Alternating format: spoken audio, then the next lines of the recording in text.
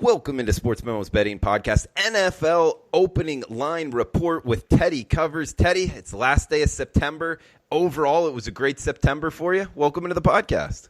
Yeah, overall, it was a good month, but this last weekend wasn't good, and I'm pissed off on a Monday morning, which, you don't want to be. That being said, when I lose, I'd rather be losing mad, and I'm mad because I was right there I was right there with Seattle, didn't pull the trigger, right there with Cleveland, didn't pull the trigger, right there with Tampa, didn't pull the trigger, and then I put my money on the frickin' Falcons.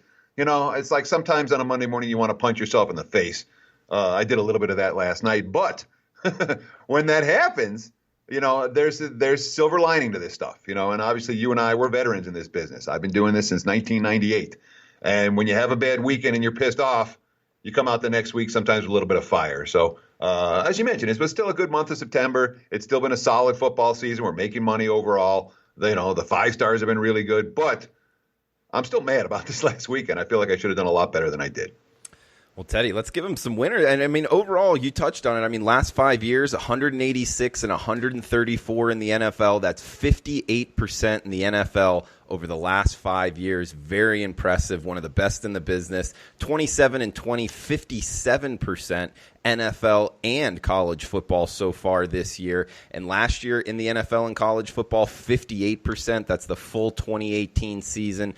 So 62% in the NFL this year since week 1. All very impressive numbers overall. And guys, you can take advantage of the just down weekend that Teddy had. Using the coupon code TC49 at checkout will give you his 7-day all-access package. That's every play he releases in every sport for only $49, normally $119. So what's that, $70 off.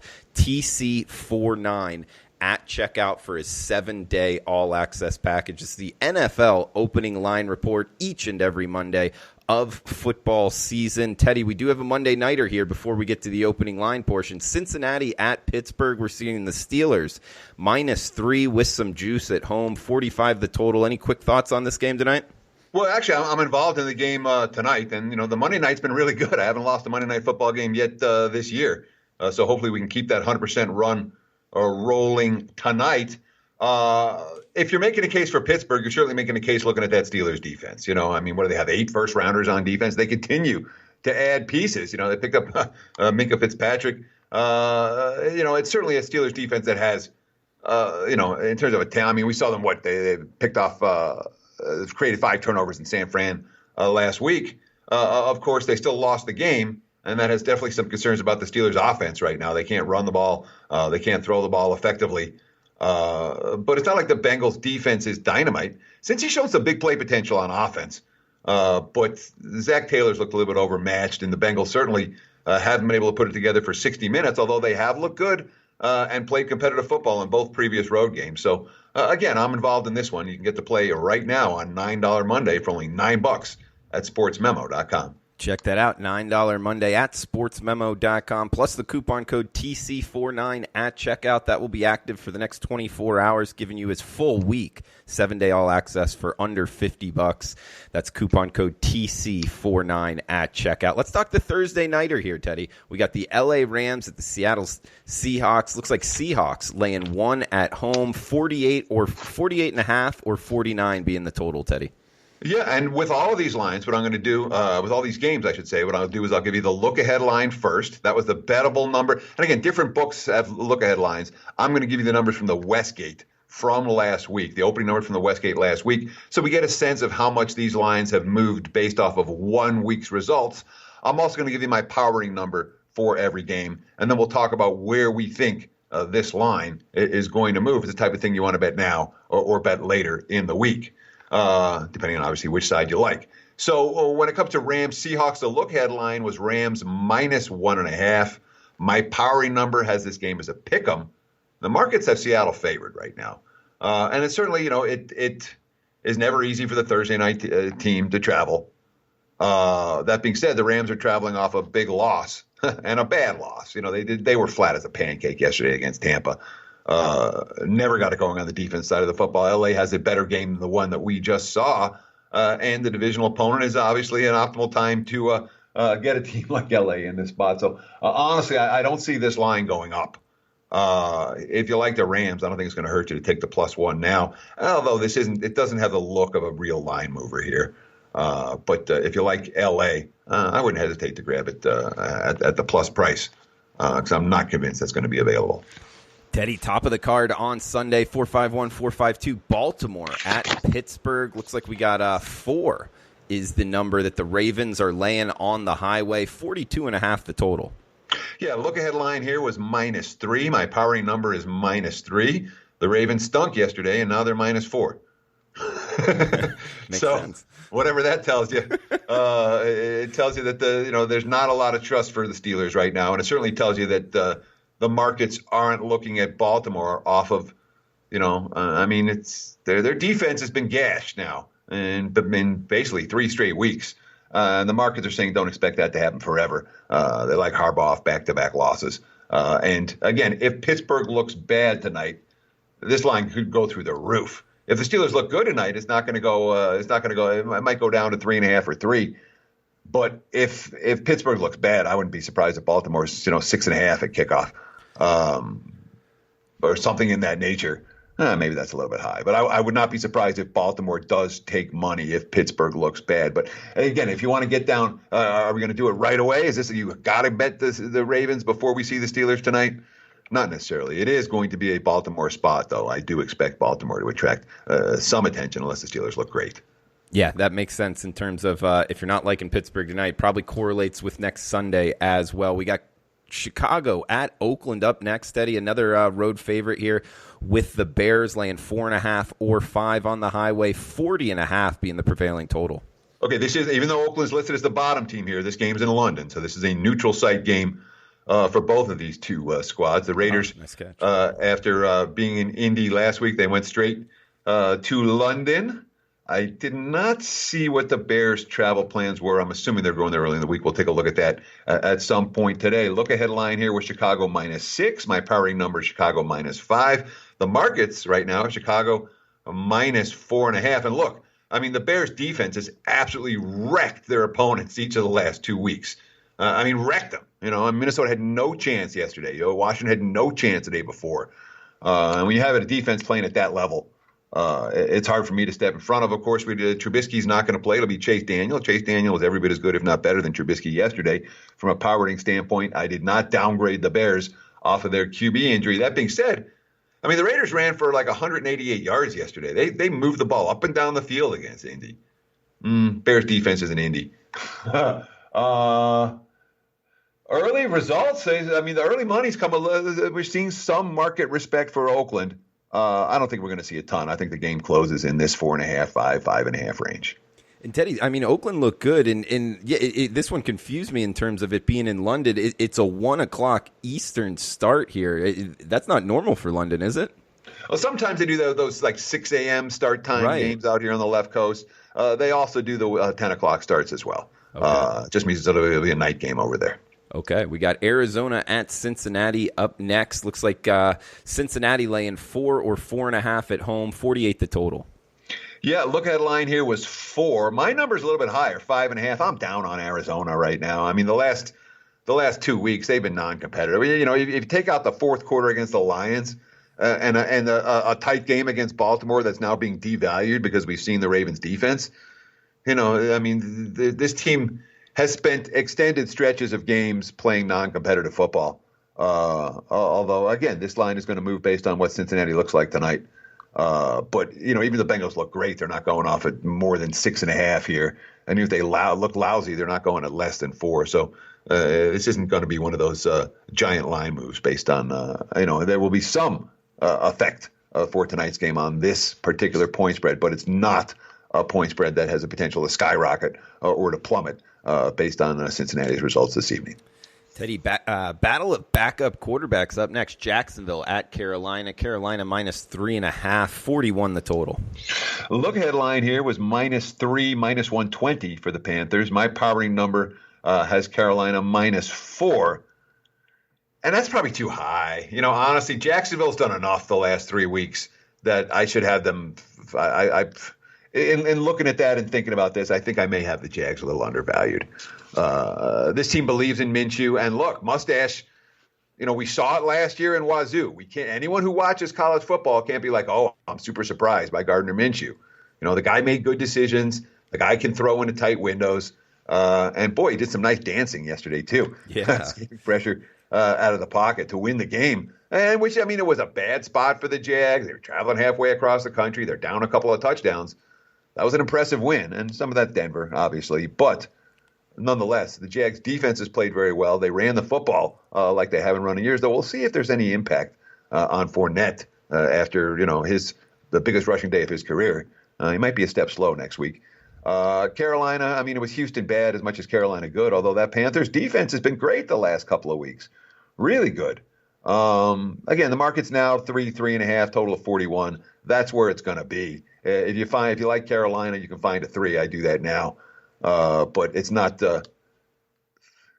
honestly, I think it's more likely to settle 3 than it is to settle 3.5. I think that the Jags are going to get some betting market support. Teddy, next up we got Minnesota at the New York Football Giants, seeing the Vikings laying 5 on the road, 45 the total. And Daniel Jones looked at least got the win in his first start. Well, you honestly, you can't take anything away from what the Giants did yesterday. Had very little to do with the Giants and everything to do with the Redskins. The Redskins didn't show up, and it got worse as the game progressed. And the Giants were like, okay, we'll take advantage of this miscue. Okay, we can take advantage of that miscue. They didn't have to do a whole lot. And, the good news, their defense forced some turnovers. That defense had been atrocious each of the first 3 weeks. But, again, that had a lot to do with the Redskins. Minnesota coming off a no-show game. They've been good, bad, alternating each of the first 4 weeks. The Vikings are going to get some betting market attention here. Look ahead line was 5.5. My powering number is only 4 on this ball game. I had to downgrade Minnesota off of yesterday, and I had to downgrade them off of 2 no-shows in 3 weeks. They were hopeless yesterday. And after the game, we had Adam Thielen kind of calling out Kirk Cousins. There are some concerns for Minnesota. That being said, I wouldn't be surprised at all if the markets get on the Vikings this week. The Giants, after facing defenses they could exploit each of the last 2 weeks, this is going to be an angry Vikings team, and this is not necessarily going to be an easy defense for Daniel Jones to exploit. So if you like Minnesota, again, 4.5 right now, I don't think that line gets any lower than that. Not going to hurt you to lock in. Teddy, next up, the defending Super Bowl champion New England Patriots on the road at Washington. We're seeing 15 and a half. The Patriots laying on the road, 44 the total. Yeah, New England, it helps to play in the AFC East, and it helps to have to, the Patriots' schedule has been laughable. They still haven't faced a good offense this season, so we'll have to see what their defensive stats are through the roofs. And honestly, when I think about down the road for New England, their statistical profile is going to be so dominant early on because of the weak slate that they've faced that this team is going to get more wise guy support than they usually do, and they may be a bet against over the back half of the season. Brady was lost yesterday, and we're talking about a guy who missed practice all week, who was resting and it wasn't healthy for practice, and then comes out. If you admittedly, Bill's defense is really good, but New England could not move the football yesterday. The Redskins' defense is not really good, and New England could do, especially off a no-show game. You can anticipate. Not no-show game, but a no-show offensive game for New England. You can anticipate there being some Patriot support here. And the Redskins, back-to-back dumpster fire games, the market's going to crash on Washington. Now it's and we don't know who the Redskins are going to play at QB this week. Keenum's been benched, deservedly so. Haskins isn't ready. Clearly, he's not ready to be an NFL quarterback yet. So I heard some Colt McCoy talk yet, but I don't know if he's healthy yet. But the bottom line is this line can only go one way, and that would mean up. Look ahead was 13. My power rating is 15. It's already sitting at 15 right now. If you like the Patriots, you've already missed the best of it. But I don't anticipate a groundswell of Redskins support in the markets coming over the course of this coming week. Teddy, we got an AFC East team up next in the New York Jets. This time, AFC East team is catching 2 touchdowns at Philadelphia, -14 or -14.5. That's the Eagles laying at home. So there was no look-ahead line here. Questions about Sam Darnold versus whoever the Jets are going to try to trot out if Sam Darnold can't play. And we don't know yet on Darnold. I make a 5-point power rating adjustment between Darnold and anyone the Jets put in behind him, and that might be short. The initial hope for the Jets was that Darnold was going to be back for week 5. If Darnold plays in this game, again, my power rating number would be 8.5. The markets are at 14 right now. I think, am I being too subtle here? No. If Darnold plays, this line's gonna crash. So if you want to, and again, the first reports were that Darnold was going to play this week, and the initial indications was that he was feeling better. So if you want to bet on that news, you may want to take the Jets plus the 14 right now. I don't know that line will be available all week. All right, Teddy. Not too subtle at all from Teddy Covers. We got Tampa Bay at New Orleans. Looks like the Saints laying 4.5 in the Big Easy, 47.5 the total, Teddy. Look ahead line was 6.5. My power rating number is 6, and that's a Teddy Bridgewater power rating number. I mean, what do we say about the Saints? Back-to-back weeks with Bridgewater at QB, with a limited offensive arsenal. Their defense has been dominant. Really good. I mean, their defense was – they blew up every play last night. Did the same thing in Seattle last week. We're not talking about weak teams either for the Saints. So, again, look ahead at 6.5. Power rating number is 6. I'm surprised this number came as low as it did. I know Tampa went into New Orleans and beat them last year. That was week 1.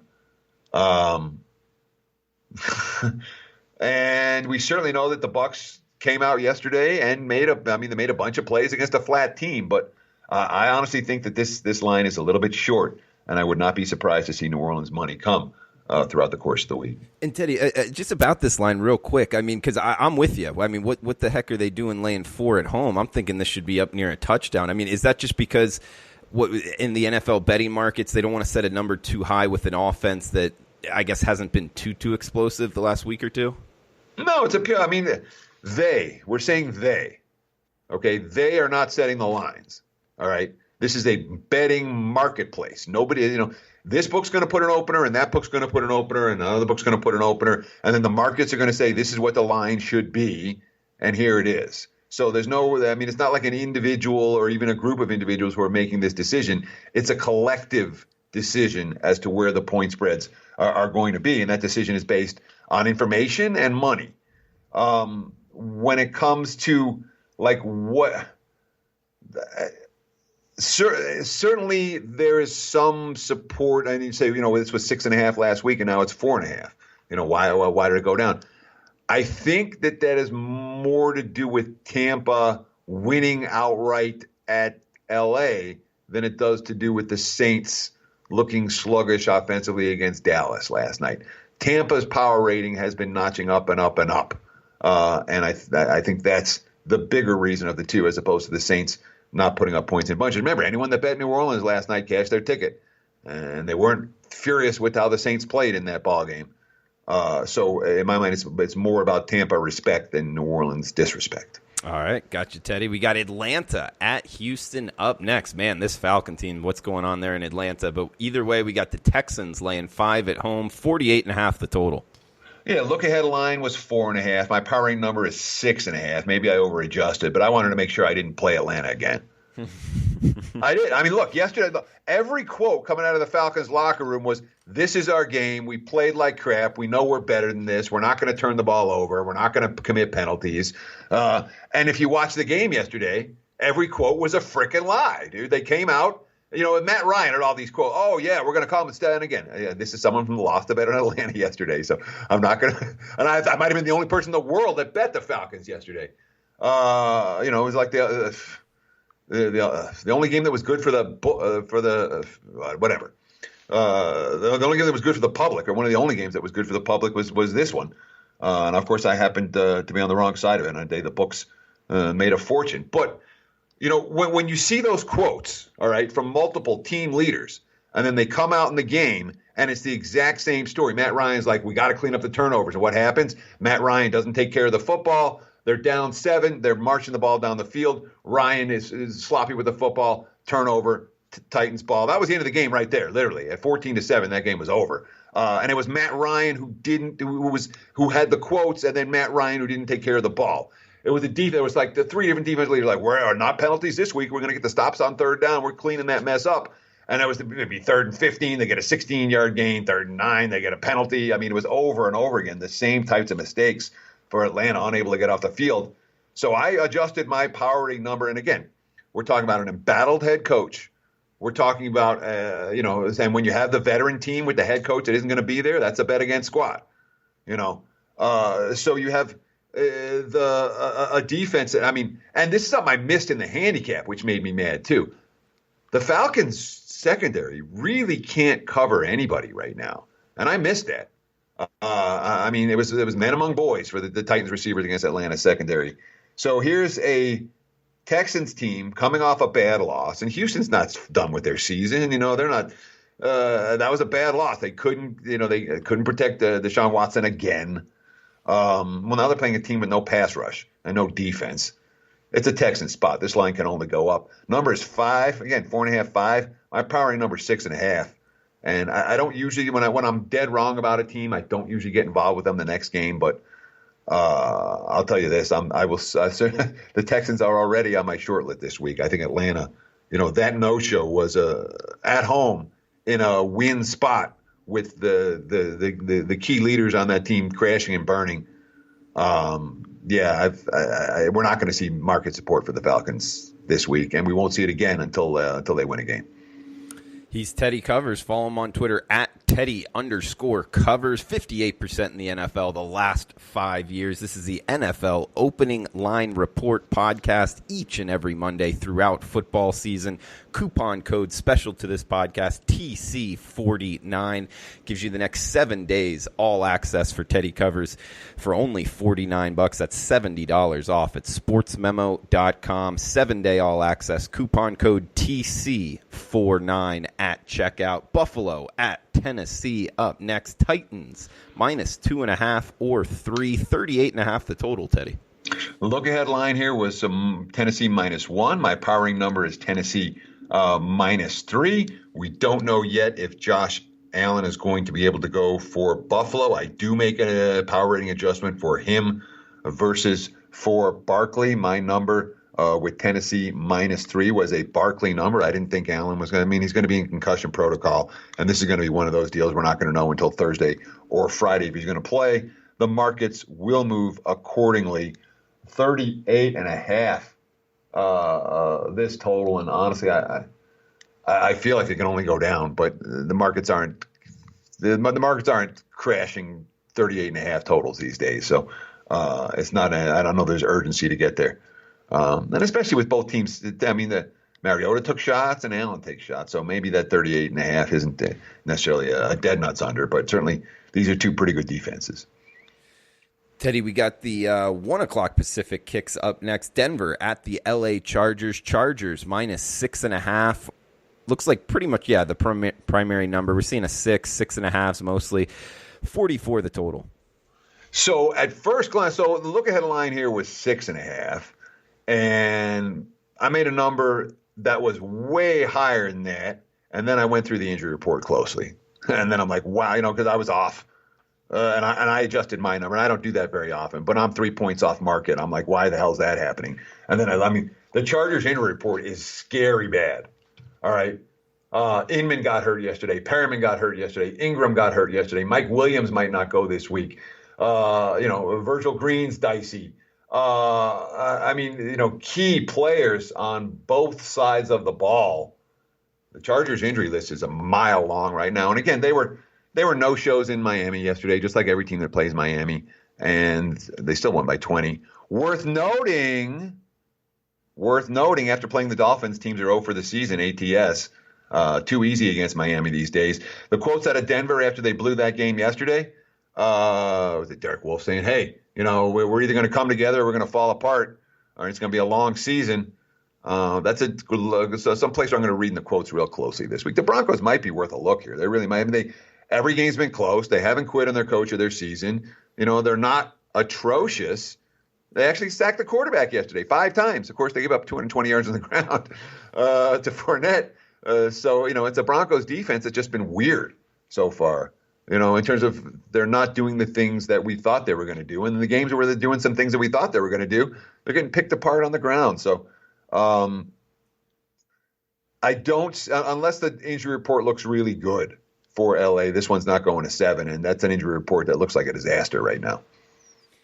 Teddy, interesting stats. So you said that the game after a team plays the Dolphins, they're 0 for ATS, correct? Yes. And can you see any fundamental reason why that's happening, or you think that's just kind of a freak? Think about it. Okay, you play Miami one week, and everyone's playing Miami, and A, they're facing a really easy opponent, and B, they're killing them. So what happens? The markets say, hey, this team's good. Let's add another point to their power rating. And next week they face a team that can actually run and pass and tackle, and they're not ready for it. And some of that's random. I mean, there is one random. It wasn't like the which game was it? Gosh darn it. Let me look at Miami's schedule. There was one game that stood out that was a little bit, the New England game, where the week after the Patriots killed the Jets, and the Jets scored the 2 stupid touchdowns and got in under the number. So it wasn't like it was New England wasn't prepared for the next week. But nonetheless, after playing Miami, we saw Baltimore after playing Miami. They killed them the next week. Life and death battle with Arizona. We saw Dallas kill Miami. What happened next week? The offense didn't move the football against New Orleans. So, when you play the Dolphins, sometimes it's too easy, and the markets react the wrong way. So I mean, that's, and again, emerging trend, but a trend worth noting. Yeah, I like it. Great stuff on the podcast from Teddy Covers. We got Green Bay at Dallas up next, Teddy, and the Cowboys laying 3.5 after the tough Sunday night game. 47 the total. The look-ahead line here was 4. My power rating number is 4.5. The market number is 3.5 right now. And again, I'm not gonna downgrade Dallas too much off of yesterday's loss. That being said, New Orleans basically said we're gonna stop Zeke Elliott and make Dak Prescott beat us, and Dak Prescott couldn't do it. You know what Green Bay is gonna say? They got a capable defense. They're gonna say, we're going to stack everybody in the box and make Dak Prescott beat us. And we'll see if Jason Garrett has any more answers this week.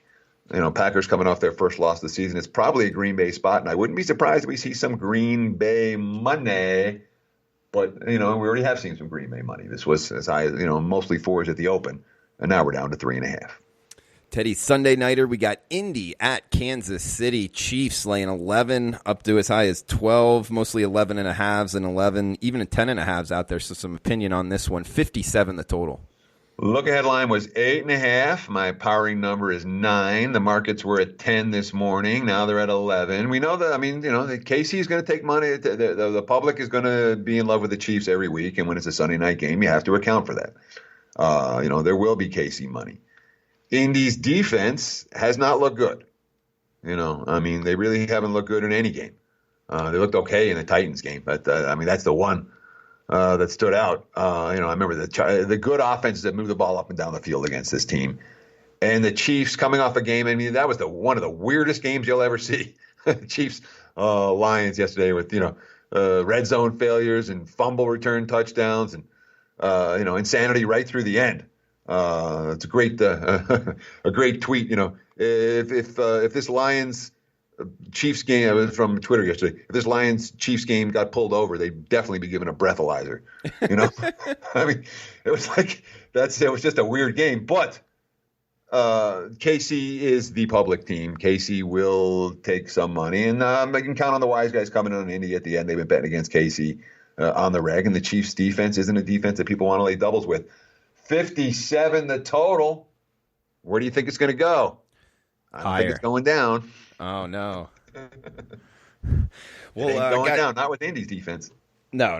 And going against that Kansas City offense, it's that offense is pretty good at the NFL level. I think it goes higher, up from 54 to 57, possibly higher. Guys, coupon code TC49 at checkout gives you his 7-day all access for only $49. Check it out at sportsmemo.com. We also got the Monday nighter here, Teddy. Cleveland at San Francisco. Looks like 49ers 3.5 at home, 48 the total. We'll talk it a little bit next week at the top of the pod, but any quick thoughts here to end the pod? Yeah, and it's worth noting, the only emergency bet, I didn't give any emergency betting alerts today because the Eagles line isn't fresh or isn't mature, I should say, and because we don't know yet if Darnold's going to play. And this line had potential. I was like, oh, maybe we'll get some emergency betting alert. It actually went down to 3 and then back to 3.5. I think this total is going to skyrocket. I honestly do. At 48, the Niners have looked really good offensively, and